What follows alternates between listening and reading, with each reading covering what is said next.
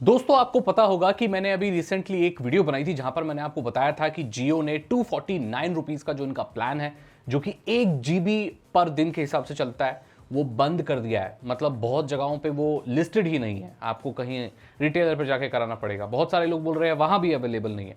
तो आखिरकार जियो ने ये 1 GB वाला प्लान जो था वो क्यों बंद किया? देखो, अपनी एवरेज रेवेन्यू पर यूजर बढ़ाने के लिए। अगर आप सस्ते रिचार्ज कराओगे तो कंपनी ज्यादा पैसा नहीं बना पाएगी, और कंपनियों को अब ज्यादा पैसा बनाना है क्योंकि बहुत वक्त हो चुका है, 5G ठीक से मोनेटाइज नहीं कर पा रहे हैं। इनको पैसा ज्यादा चाहिए ताकि सर्विसेज इंप्रूव कर पाए, ज्यादा प्रॉफिट कमा पाए। चीजें यही चल रही हैं। लेकिन यहां पर किसी भी देश में कंपनियां ही डिसाइड नहीं करती कितना प्राइस रखना है, क्या करना है। सरकारें भी होती हैं, लोगों के हित में काम करती है। तो यहां पर यही मसला सामने आ गया है। प्रॉब्लम यह आई है कि टेलीकॉम डिपार्टमेंट ने पूछा है कि भाई आपने ये 1 GB पर दिन वाला प्लान बंद क्यों कर दिया, इसको एक्सप्लेन कीजिए, आपने ऐसा क्यों किया। अब नॉर्मली अगर इसको ज्यादा लोग इस्तेमाल नहीं कर रहे होते तो कोई प्रॉब्लम नहीं आती, लेकिन यहां पर 20% से भी ज्यादा, आई थिंक 25% लोग इस 1 GB प्लान पर ही थे। अब उनके लिए प्लान चला गया तो उनके पास कोई रास्ता नहीं है, अब उनको ज्यादा महंगे प्लान रिचार्ज कराने पड़ेंगे। हालांकि वो ओनली कॉलिंग प्लान्स भी प्रोवाइड करते हैं, बट ऐसे बहुत सारे लोग हैं जो मोबाइल डेटा बहुत कम ही इस्तेमाल करते हैं। 1 GB से उनका काम हो जाता है, उनको 2 GB की जरूरत नहीं है। सो अगर वो 2 GB में जाते हैं तो 350 रुपए, 349 रुपीज रिचार्ज कराना पड़ेगा, विच इज वेरी कॉस्टली।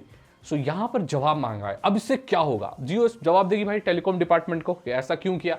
वो अपना तर्क रखेगी, भाई हमको पैसा कमाना है। लेकिन यहां पर जो टेलीकॉम डिपार्टमेंट है हमारा, वो ये तर्क रखेगा, भाई तुम जो गरीब लोग हैं उनके लिए प्लान क्यों खत्म कर रहे हो। चलो ये चीज खींचातानी चल रही है। इसी के साथ अगर आपको लगता है कि आप पैसे बचाना चाहते हो, बताए ऐसी बहुत सारी, मैं नाम नहीं लेना चाहता किसी का, ऐसी एप्लीकेशंस हैं जो भाई आप अगर 350 रुपए का रिचार्ज करा रहे हो तो 351 चार्ज करती है। वो अपनी 1 रुपए 2 रुपए प्लेटफॉर्म फी चार्ज करती है। एक तो रिचार्ज इतने महंगे, ऊपर से यार ये प्लेटफॉर्म फी भी दे हम। लेकिन अगर आप जियो की माई जियो ऐप पर जाके करो तो आप जितने का रिचार्ज कराना चाहते हो उतना ही देना पड़ता है। लेकिन एक और तरीका है दोस्तों, कि आप अगर 350 का कितने का भी रिचार्ज करा रहे हो तो 2-3 रुपए आपके और बच जाएंगे, मतलब आपको कम देने पड़ेंगे। मैं बात कर रहा हूं मैक्स पे की। तो मैक्स पे को जाकर डाउनलोड करो, वहां पर सारे रिचार्ज, सारे बिल पेमेंट आप कर सकते हो, बहुत सारे पैसे बचा सकते हो, इंस्टेंट कैशबैक आपको मिल जाएगा। तो ट्राई करो मैक्स पे को। और इसी के साथ मैं आपको एक और चीज बताना चाहता हूं कि दोस्तों एयरटेल का ना 379 का एक प्लान है, वो भी आप मैक्स पे से रिचार्ज करा सकते हो वैसे। तो ये जो एयरटेल का 379 का जो प्लान है ना, ये मुझे बहुत इंटरेस्टिंग लगा। अब यहां पर सारा खेल पता है टेलीकॉम का क्या है? अनलिमिटेड डेटा, अनलिमिटेड कॉलिंग, और इसका नहीं रह गया है क्योंकि जो मेजर टेलीकॉम कंपनीज हैं वो सब ये प्रोवाइड कर रही हैं। एयरटेल और जियो ही है ना मेन, तो ये सभी अनलिमिटेड प्रोवाइड कर रही है। सारा खेल है कि एडिशनल सर्विस कौन ज्यादा देता है और यूजफुल कौन सी देता है। ऐसा हो सकता है कि कोई एडिशनल सर्विस आपके लिए यूजफुल ना हो, मेरे लिए हो।